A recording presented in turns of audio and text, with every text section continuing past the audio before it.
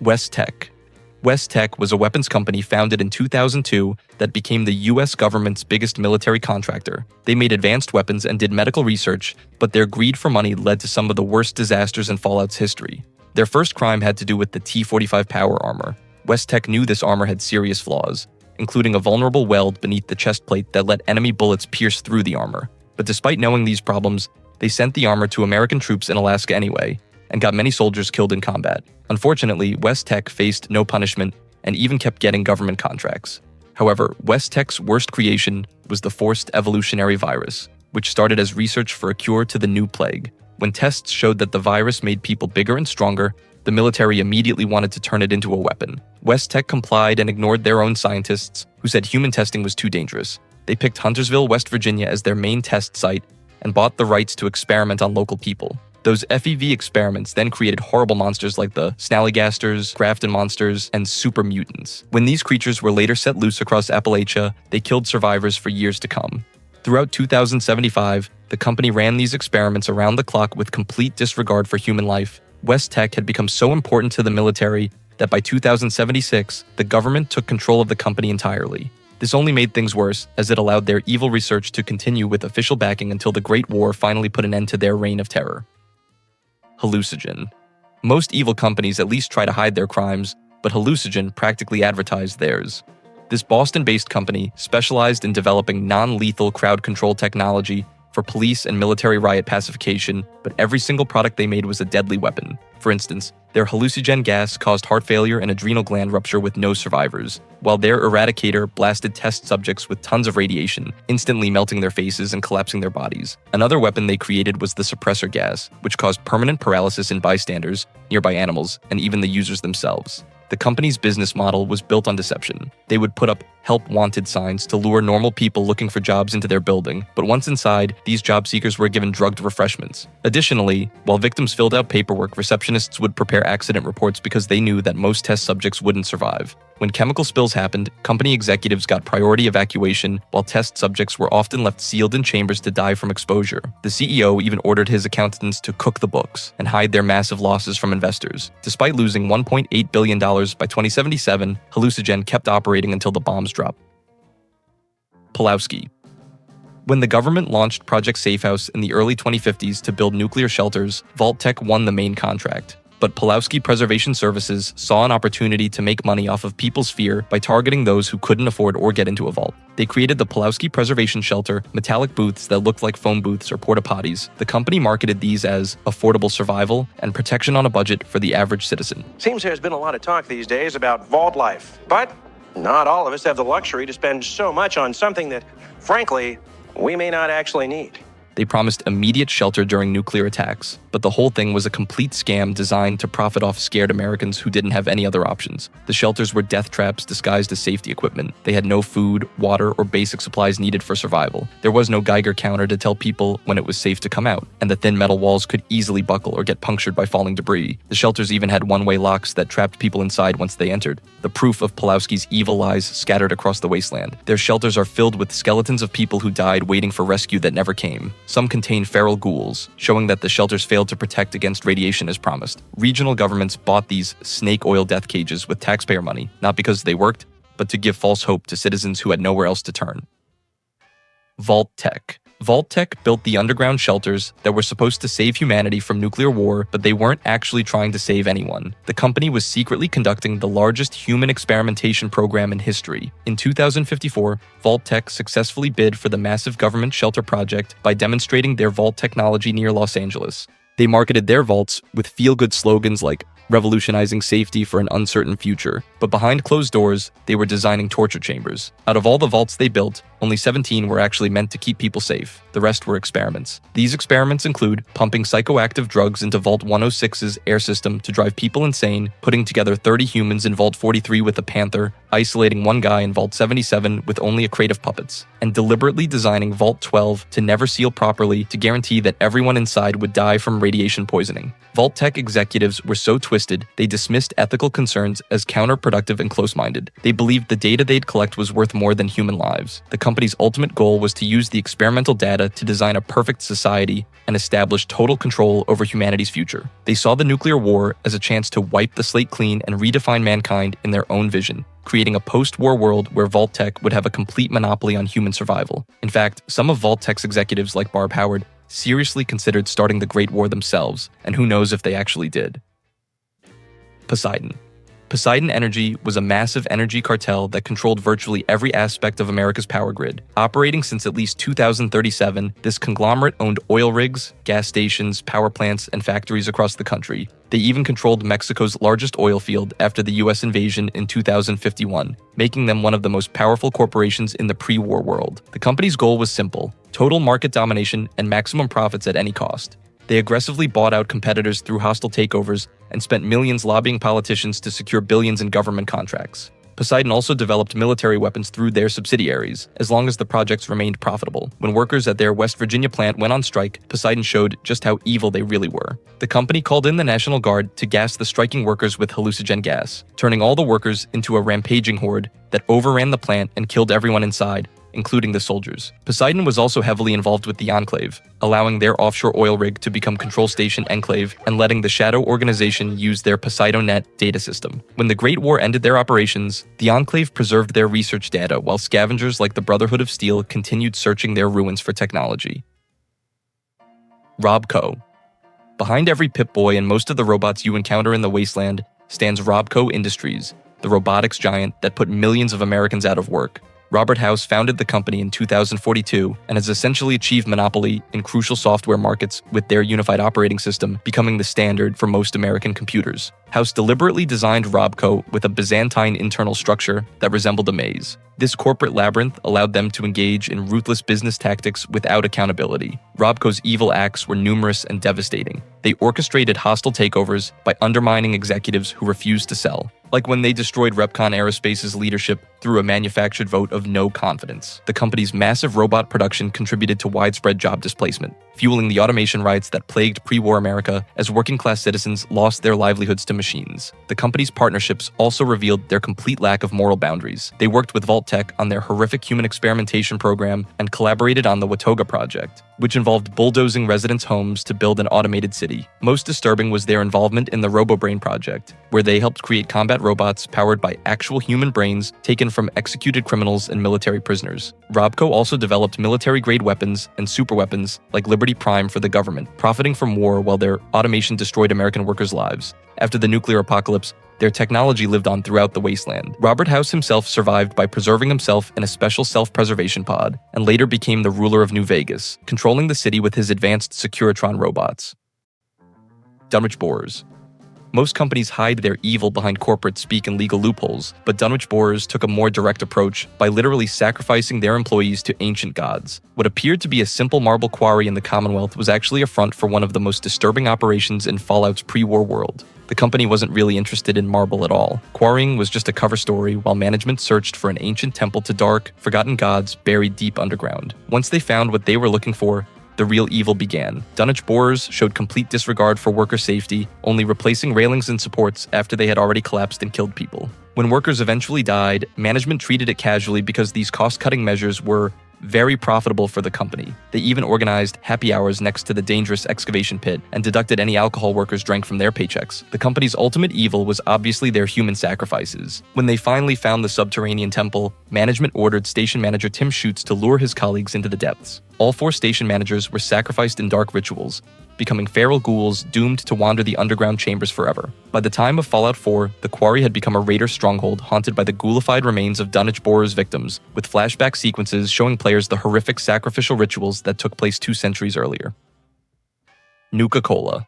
Every time you crack open a Nuka-Cola in the wasteland, you're drinking the product of a company that killed dozens of people in focus groups and helped develop chemical weapons for the military. Founded by John Caleb Bradburton in 2044, Nuka-Cola grew from a startup into America's largest beverage corporation, through ruthless business practices and complete disregard for human life. The company's rise to dominance was built on crushing competitors through any means necessary. They would attack rivals' finances to force patent sales, like when they acquired Nuka Cherry and Nuka Grape formulas. When they couldn't buy out Sunset Sarsaparilla, they launched competing products and themed park areas to destroy them. And for Vim Pop Incorporated, Nuka-Cola executives hired mercenaries to sabotage production lines, steal trucks, and target workers until the company gave in. But Nuka-Cola's most evil act was probably developing Nuka-Cola Quantum, a radioactive drink created through a secret military partnership.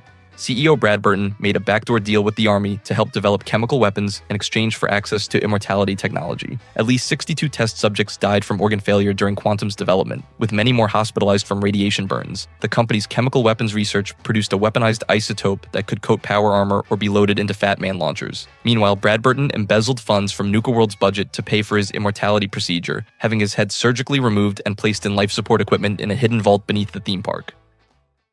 The Master. Born as Richard Moreau before the Great War, this twisted visionary would become one of the Wasteland's most terrifying threats. He was originally a doctor from Vault City who was exiled for murder, and so he changed his name to Richard Gray and established himself in the hub. Then in 2102, he led an expedition that brought him to the Mariposa military base. During the mission, a robotic crane accident threw Gray into a vat of FEV, which began his horrific transformation. And thus, one of the most iconic villains in the Fallout universe, the Master, was born. His superior intelligence pushed him to experiment on animals and eventually humans, where he discovered that radiation-free subjects produced superior results. By 2103, he had created the first intelligent super mutant and began building his army called the Unity. The Master believed he could perfect humanity by forcibly converting everyone into super mutants through FEV exposure, and those who would not allow themselves to be converted would be forcibly sterilized, while resistors would be executed. But this grand vision was fatally flawed. All super mutants were sterile as a result of the FEV exposure, making his master race essentially doomed to extinction. The Master's empire eventually crumbled when the Vault Dweller exposed this critical weakness in a confrontation, causing him to abandon his genocidal plan. President Richardson.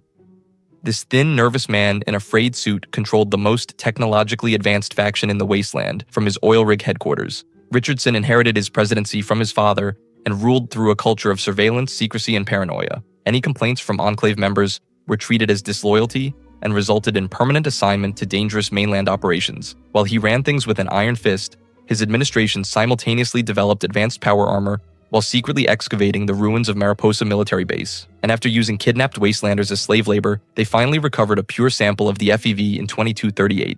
This allowed Richardson's chemical core to develop the FEV Curling 13, a weaponized version of the original FEV, but this time designed for global genocide. That's because he believed the Enclave represented the only pure humans left on Earth, treating everyone outside of the organization as subhumans unworthy of life. Stanislaus Braun. This German scientist from Kronek became one of Vault-Tech's most influential and sadistic figures. As director of the Societal Preservation Program, he helped design the Vault's horrific experiments on unsuspecting populations. Among his achievements in this role was developing the Garden of Eden Creation Kit, an advanced toolkit that contains the resources to rebuild civilization. But when the bombs fell, Stanislaus escaped to Vault 112 with other unsuspecting residents who would learn too late that they were living with a monster. Because in this vault, everyone would be inside a simulated reality, except Stanislaus had total control over everyone. For over 200 years, Stanislaus used his godlike powers over the simulation to torture the trapped Vault residents. He would kill them repeatedly, wipe their memories, and resurrect them for fresh torment, viewing them as mere playthings for his amusement. The Doctor's psychopathic experiments included forcing residents to commit heinous acts against each other for his entertainment. But centuries of torture had bored him, and so he settled on Tranquility Lane, a pre-war suburban neighborhood where he took the form of a little girl named Betty. And then to spice things up, he commissioned new victims to enter his digital prison by 2277. The player encounters Stanislaus in Tranquility Lane and could either choose to leave or kill the other residents as an act of mercy to leave Stanislaus alone in his digital prison forever. Alastair Tenpenny. Born around 2197 in post-nuclear Britain, this wealthy entrepreneur crossed the ocean to seek fortune in the capital wasteland. After amassing significant wealth, Alastair built his luxury tower and adopted a fake aristocratic accent to match his lifestyle. He would extract rent from residents while rarely bothering to leave his penthouse or even get dressed. But that was just him on a good day. His most infamous act was orchestrating Megaton's destruction simply because the settlement was an eyesore, ruining his balcony view. He justified vaporizing hundreds of innocent people as merely helping speed along natural selection. And after watching the nuclear explosion, he gleefully exclaimed what a grand display of fireworks it was, and wished there was another nuke to detonate. When he wasn't ordering mass murder, though, he entertained himself with Wasteland Safari, which was randomly shooting anything that moved around his tower with a sniper rifle from his balcony. He also previously owned slaves at the tower, with victims like Mei Wang barely managing to escape. Alistair generally hated anything other than himself. He referred to ghouls as zombies and shufflers, and infamously abandoned a ghoul mercenary named Mr. Crowley during a failed expedition. His fate ultimately depends on the lone wanderer's choices. If you fulfill Crowley's contract and confront Tenpenny about his past, he'll try to save himself by offering double payment to kill Crowley instead, admitting, "It's hard to kill those zombies, you gotta shoot him in the head." Alternatively, if you help ghouls move into the tower, their leader Roy Phillips orchestrates Tenpenny's death, and unfortunately, the other residents in what he calls a little accident, with the body found stuffed in a storage closet. But if you follow through with his plan to destroy Megaton or kill Crowley for him, this senile figurehead survives to continue his reign of casual cruelty from his penthouse. Think tank.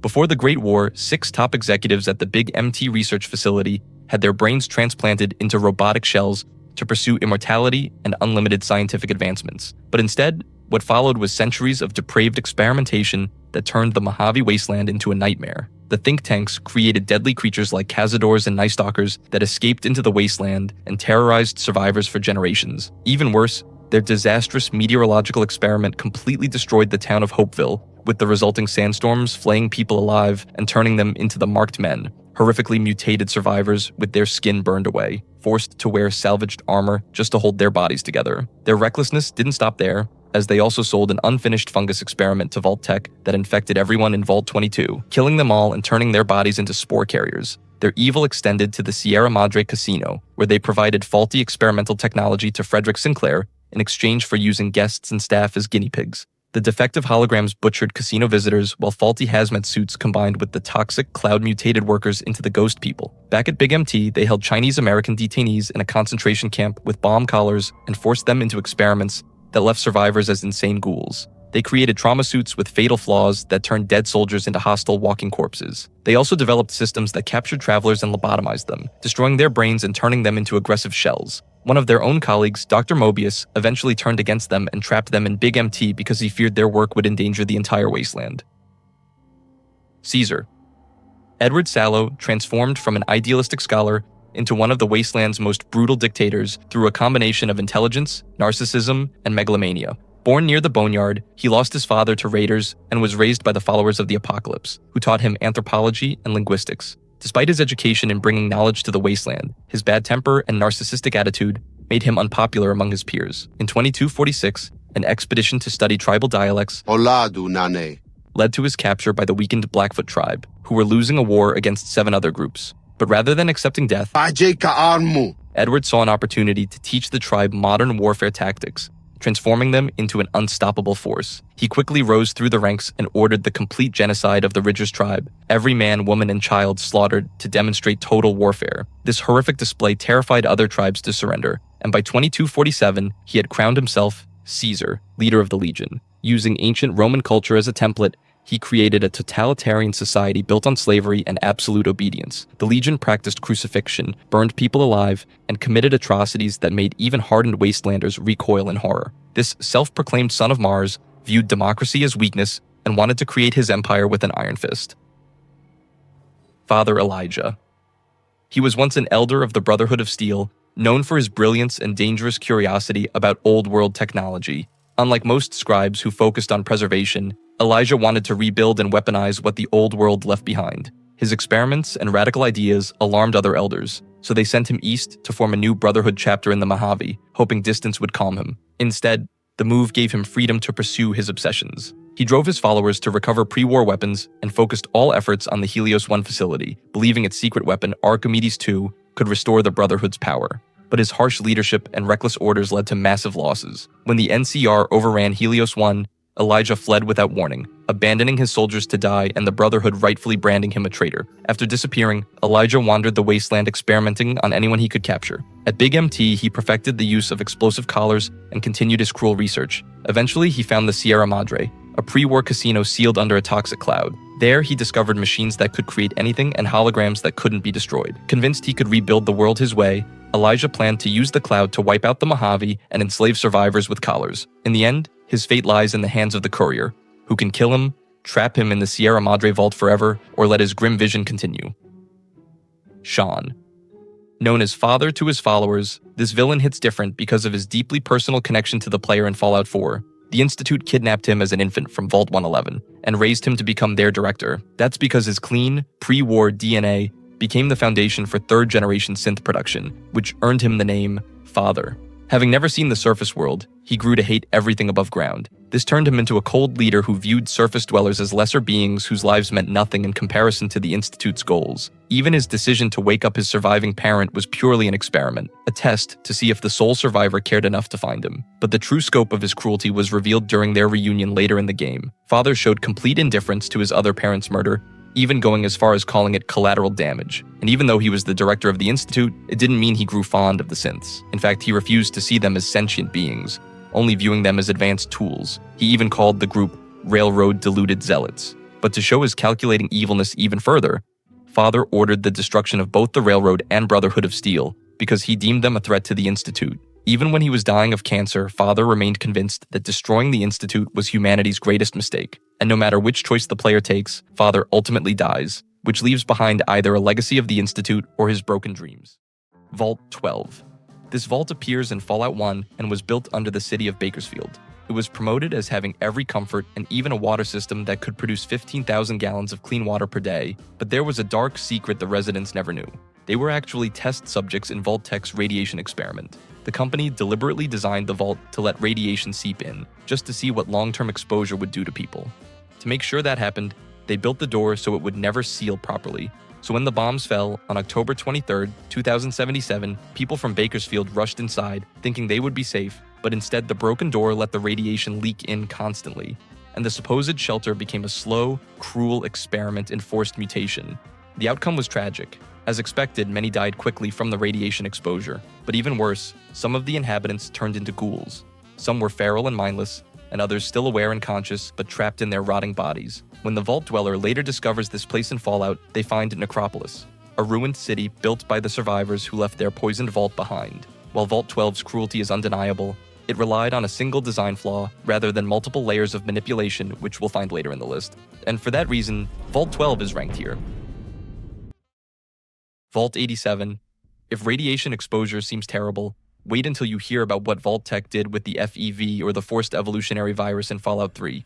And Vault 87 was the center of what was going to be released into the world. Construction on this vault began in 2066 and finished in 2071, initially planned for a different social experiment before being converted into a secondary research center for FEV testing. Unlike Vault 12's passive radiation exposure, Vault 87's experiments were actively conducted by Dr. Wayne Merrick and his staff through the Evolutionary Experimentation Program. The Vault's overseer and security guards were fully aware of the horrific nature of what they were doing, but they strictly followed Vault-Tech's orders. The FEV experiments began systematically exposing residents to the virus, documenting their agonizing transformation into super mutants. Subjects experienced excruciating pain as their bones stretched, muscles expanded, and skin changed texture. Both male and female subjects became sterile, but alongside that, they also developed thicker, more resilient skin after 10 days and increased upper body strength in males. However, the process caused severe mental deterioration, increased anxiety and rage that ultimately required all subjects to be terminated after just 14 days.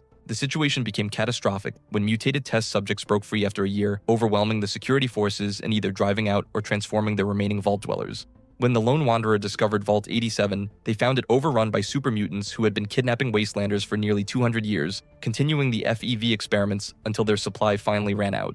Vault 87 has a more straightforward horror, a single relentless experiment, which is why it's ranked here. Vault 95. Found in Fallout 4, Vault 95 is one of Vault-Tech's cruelest experiments, built to take advantage of people struggling with addiction and trying to recover. They marketed this facility as a supposed rehabilitation center for people suffering from chemical addiction. presenting it as a place where they could finally overcome their dependencies and build new lives. They even ran it as a real rehab for 5 years, with residents slowly making progress in recovery. But this success was all part of Vault-Tec's cruel design. Hidden among the residents was a planted agent whose job was to document the community's response when the real experiment began. On October 23, 2082, exactly 5 years after the vault was sealed, this agent waited until the population was asleep and opened a massive hidden stash of drugs and alcohol that had been secretly stored in the living quarters. The revelation of this cache immediately destroyed the family-like bonds the residents had built over 5 years of recovery. Some succumbed to their urges immediately, while others tried to resist, but eventually gave in to cope with the unfolding violence and chaos. When the sole survivor discovered Vault 95 in 2287, with skeletons in vault suits scattered throughout the drug stash and surrounding areas, it's clear that the vault quickly collapsed due to overdoses and infighting. Vault 95 earns its rank because it preyed on people at their most vulnerable, exploiting those who trusted it as a place of recovery. Vault 92. The experiment in Vault 92 targeted some of society's most creative and talented individuals under the guise of preserving musical talent during the Great War. The world's best musicians were invited to this vault, believing they would help safeguard humanity's cultural heritage while waiting out the nuclear apocalypse. Construction finished in 2068, and the vault was equipped with extensive sound equipment, musical instruments, and recording gear to support its supposed cultural preservation mission. The 245 musicians at first thrived in the vault, building friendships and continuing to make music in the studios. However, Vault 92 had a sinister secondary purpose. Overseer Richard Rubin began implementing the classified white noise mind suggestion combat experimentation program designed to test whether combat suggestions could be implanted in human subjects through modulated ultra-low frequency white noise. It began with small trials. Musicians were placed in soundproof booths while faint layers of white noise played beneath their music. At first, nothing seemed unusual. The only clues were strange little sounds coming from their instruments and equipment. The tests looked promising, so Rubin expanded the project. Speakers across the entire vault were fitted with white noise emitters, and all personal music devices were taken away. From then on, every resident could only hear vault-provided audio. According to Professor John Malleus, about 1/3 of residents slipped into trance-like states, becoming highly suggestible and easy to control, but the effect soon turned deadly. Over time, the white noise caused dizziness, sickness, and eventually violent breakdowns. The musicians of Vault 92 turned on each other in madness. When the lone wanderer arrived, the vault was flooded and silent. Vault 112. Hidden beneath Smith Casey's garage in Fallout 3, this vault represents one of Vault-Tec's most psychologically twisted experiments. It was one of the last constructed, finished in 2074, and was designed specifically to house Dr. Stanislaus Brown, the creator of the Garden of Eden creation kit, along with 85 other carefully selected residents. The vault's stated purpose seemed almost utopian. Residents would be suspended in tranquility loungers connected to a virtual reality simulation, allowing them to live perfect lives in a digital paradise forever. The advanced life support systems would keep their bodies in perfect stasis while their minds experienced an endless virtual existence. What the residents didn't know was that Dr. Braun had complete control over their simulated world, and they had no means of leaving on their own. Initially, Braun may have genuinely intended to create virtual havens for the residents, but his godlike power within the simulation eventually corrupted him completely. After becoming bored with peaceful virtual worlds, Braun began using the simulation as his personal torture chamber. For over 200 years, Braun subjected the trapped residents to endless cycles of psychological and physical torment within the virtual environment. He killed them over and over, then wiped their memories clean before starting the process again. The residents experienced every sensation as if it were real, feeling genuine pain and terror. But they could never truly die or escape unless the lone wanderer chooses to initiate the kill switch, actually killing the residents as an act of mercy and leaving Braun in the virtual reality by himself forever. This vault ranks high because Braun's torment was endlessly cruel and deliberately evil. The experiment here wasn't about testing the residents at all. It was really about giving Braun free rein to indulge his sadism, which makes it one of Vault-Tec's darkest choices. Vault 75. Vault 75 in Fallout 4 is one of Vault-Tec's most morally reprehensible experiments, as it targeted the most vulnerable members of society, children. Presented to the public as a safe haven for students in case of nuclear war, families were even offered subsidized admission to encourage high enrollment. When the bombs fell, every designated family with a student at the school made it to the vault in time, but upon entering, the children were immediately separated from their parents and escorted to the atrium under the pretense of orientation. In reality, the adults were executed by the security staff the moment they were separated from their children, leaving the kids completely alone and unaware of their parents' fate. The children were raised in isolation, taught to fear the horrors of Uptopland, the vault's nickname for the post-war surface world. This was a complete lie designed to keep them compliant during their development. Vault 75's true purpose was the refinement of human genetics through selective breeding, genetic modification, and hormonal treatments. The children were essentially livestock in a breeding program designed to create superior human specimens. When they reached 18, the most intelligent and physically exceptional were harvested for their genetic material, a process that involved organ harvesting and the storage of biological specimens. Those who showed intelligence and obedience but weren't deemed genetically superior enough for harvesting were recruited into the Vault's science team, becoming complicit in the continued experimentation on new generations. The children who were considered insufficient were killed during a mock graduation ceremony, their bodies incinerated afterward. By 2287, when the sole survivor discovered the vault, it had been taken over by gunners, with evidence suggesting the experiments only ended when a rebellion among the test subjects finally brought the horrific program to a close. The vault ranks very high on my list because they literally conducted experiments on innocent children. Vault 108.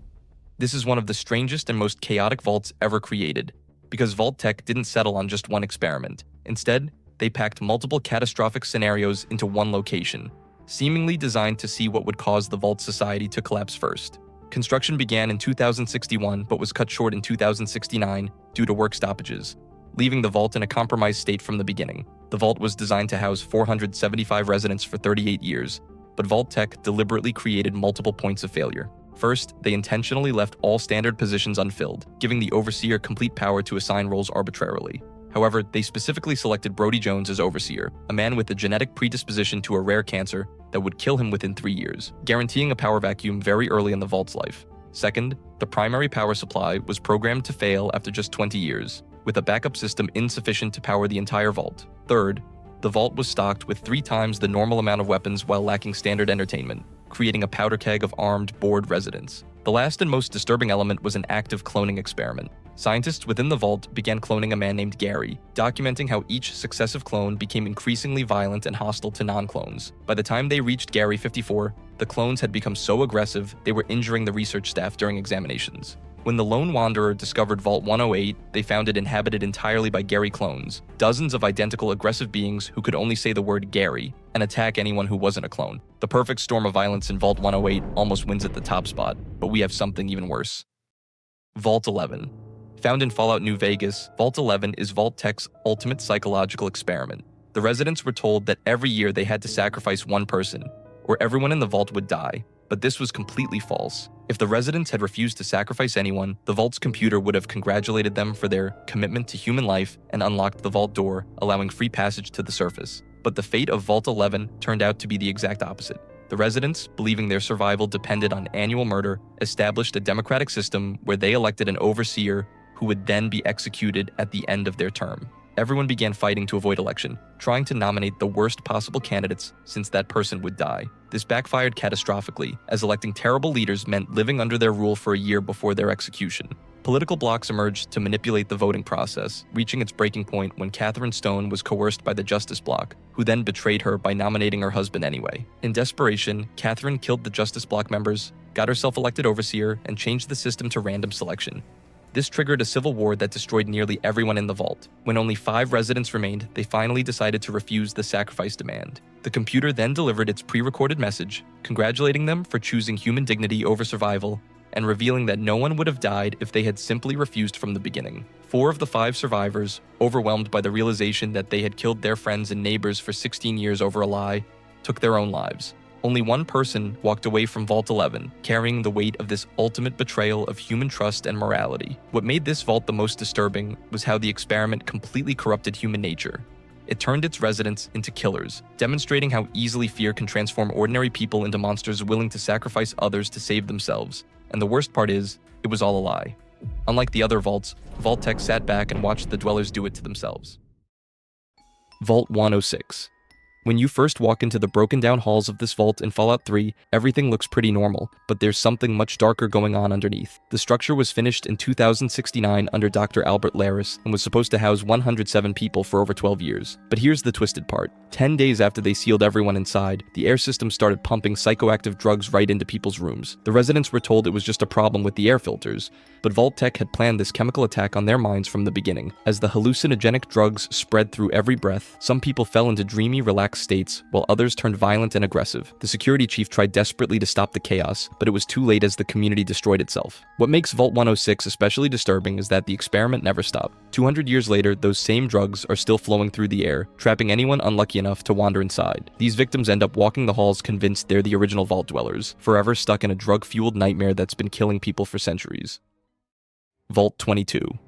The researchers of Vault 22 made one hell of a promise. They'd create an agricultural paradise that could feed the whole post-nuclear world. This vault in the Mojave housed scientists working on advanced plant experiments to fight global hunger. The cruel irony is that their good intentions ended up dooming them all because of one terrible mistake. Among their research materials was something called Bovaria mordicana, a fungus designed to kill pests by taking over their bodies and controlling them after death. Unfortunately, the scientists learned too late that this fungus could infect humans just as easily. Dr. Harrison Peters was the first victim, getting sick with what looked like pneumonia before dying as the fungus rejected every treatment they tried. Soon after, the infection spread through the vault's air like wildfire. When people died, the fungus brought them back as aggressive spore carriers whose only job was spreading the infection to more victims. The desperate scientists tried to stop it by releasing gas in the lower levels, but that just made the infected creatures more violent. By 2096, everyone was either dead or had run away, leaving behind a vault completely overrun by the very plants they thought would save humanity.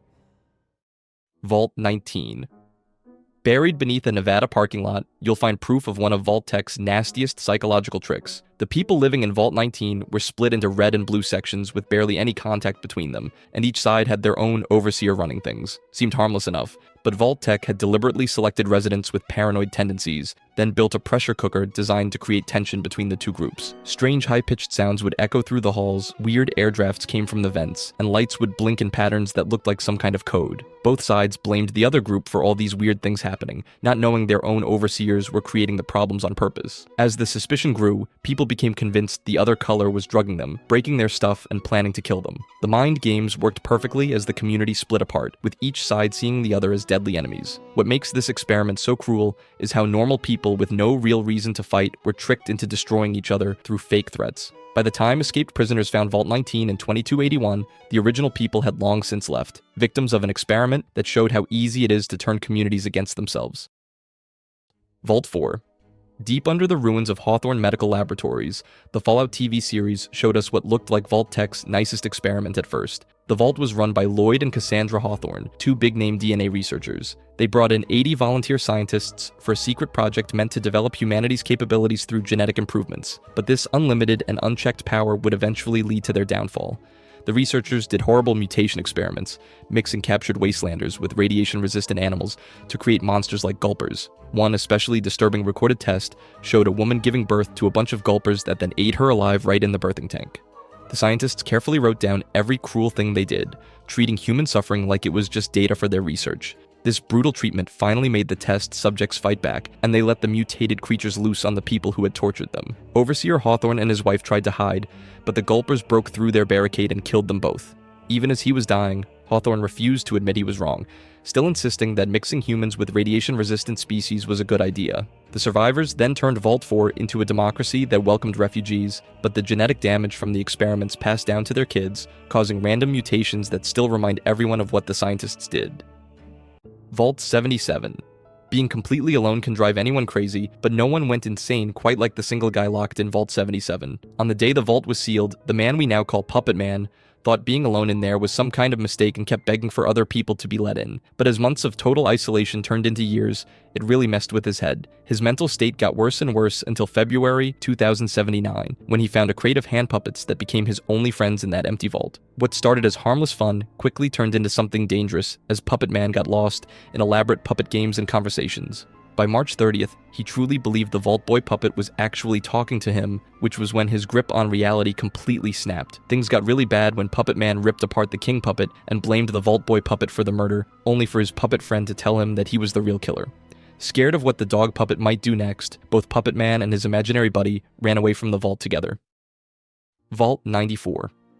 In the swampy depths of Appalachia, the ruins of Vault 94 tell the story of an experiment designed to see if peaceful religious groups could survive when the world turned violent. The vault was home to a farming religious community led by Pastor Gabriela Salvar, and everyone there believed in faith, nonviolence, sharing everything, and living in harmony with nature. Instead of having one overseer boss everyone around, the community made decisions together through a voting system where everyone got a say. Vault-Tec gave them plenty of supplies but no weapons or armor, then told them to open their doors to desperate, armed survivors from the wasteland. After exactly 1 year, Pastor Salvar started sending Vault people out into the wasteland to invite survivors back to their safe place. Many of these messengers were tortured and killed by raiders, but the community's commitment to nonviolence stopped them from learning how to fight back. The whole experiment ended tragically in November 2078 when suspicious survivors from Harper's Ferry showed up and massacred the council because they thought the kindness was a trap. In one final act of stupid destruction, these wastelanders shot the Vault's GEC device, causing a massive nuclear explosion that poisoned the whole area and turned it into the mutated swamp called the Mire.